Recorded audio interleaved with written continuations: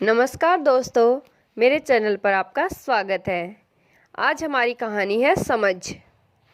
एक शक्तिशाली राजा का एक ही बेटा था। उसका नाम था राजकुमार चंदन। चंदन बहुत ही सीधा साधा था। महाराज चाहते थे कि वह चतुर और तीव्र बुद्धि हो जाए। उन्होंने दूर दूर से विद्वानों को बुलाया। उन सब विद्वानों ने राजकुमार को महीनों तक शिक्षा दी। धीरे धीरे राजकुमार चंदन सब सीख गया। उसने सभी तरह के प्रश्नों के उत्तर याद कर लिए। तब महाराज ने एक बुद्धिमान व्यक्ति आदर्श को बुलाया जो चंदन की परीक्षा ले सके। आदर्श ने चंदन से बहुत से प्रश्न पूछे। चंदन ने सभी प्रश्नों का उत्तर ठीक दिया। महाराज बहुत प्रसन्न हुए। आदर्श ने राजा से कहा, महाराज, राजकुमार चंदन को भूतकाल की सभी बातों का अच्छा ज्ञान हो गया है।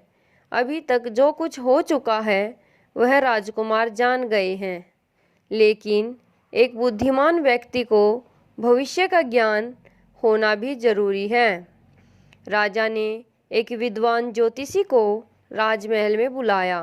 उन्होंने राजकुमार चंदन को भविष्य जानने की कला सिखाई। उन्होंने चंदन को सिखाया कि कैसे एकाग्रचित होकर ध्यान लगाया जाता है, कैसे एक अनजान वस्तु के बारे में पता लगाया जाता है। इस तरह कई महीने बीत गए।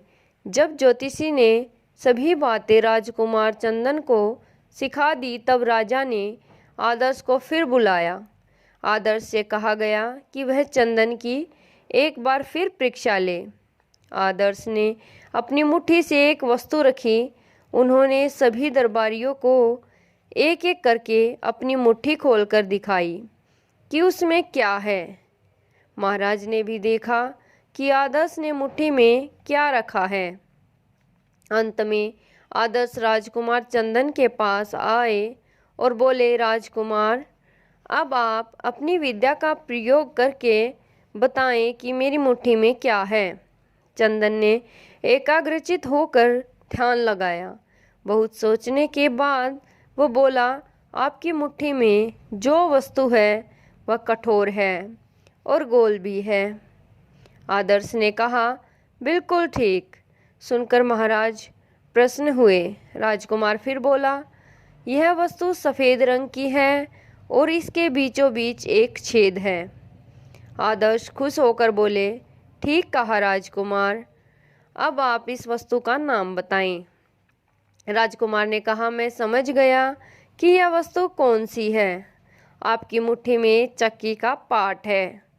जैसे कि दरबारियों ने यह सुना, वे अपनी हंसी रोक नहीं पाए। यह उत्तर सुनकर महाराज को बड़ी निराशा हुई। इतना बड़ा चक्की का पाट किसी की मुट्ठी में भला कैसे आ सकता था।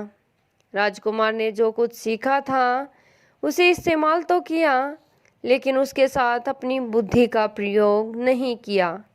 तब आदर्श ने अपनी मुट्ठी खोलकर राजकुमार को दिखाई और उस मुट्ठी में निकला एक सफ़ेद मोती।